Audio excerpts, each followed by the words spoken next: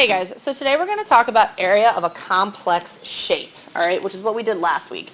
And I told you guys that the easiest way to find the area of a complex shape is to break it up into smaller shapes, aka rectangles, squares, and triangles, which are super familiar.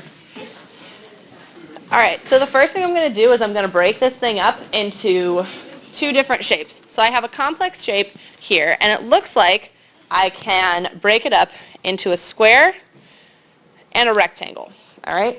And so then all I have to do from there is to find the area of the square and the rectangle, all right? So let's do that. All right, so let's find the area of the square. Oh. That's this homeroom, right? All right. No, I'm saying go to, leave me alone, I'm trying to make a video. All right, so I find the area of the square by multiplying length times width. So 16 times 16, which is 256. And now I'm going to find the area of the rectangle by multiplying length times width.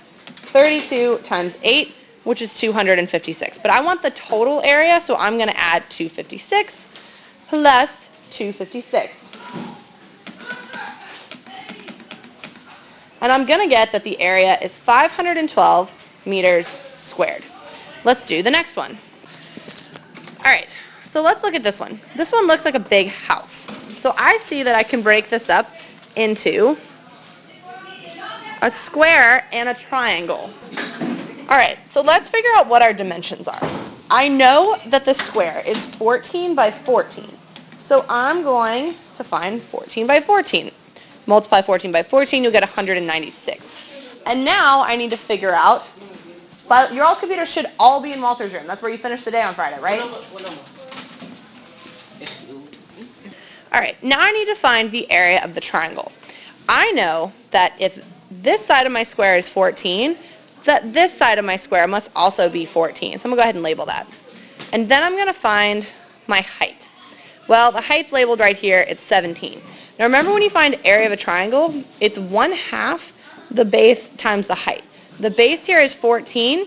The height here is 7. And then I'm going to multiply that by 1/2. All right?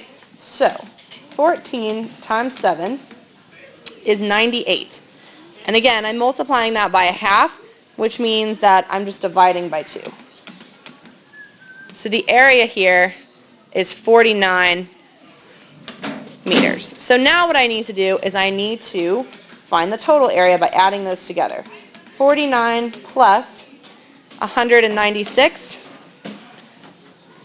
is 245. And that's my total area. Let's practice.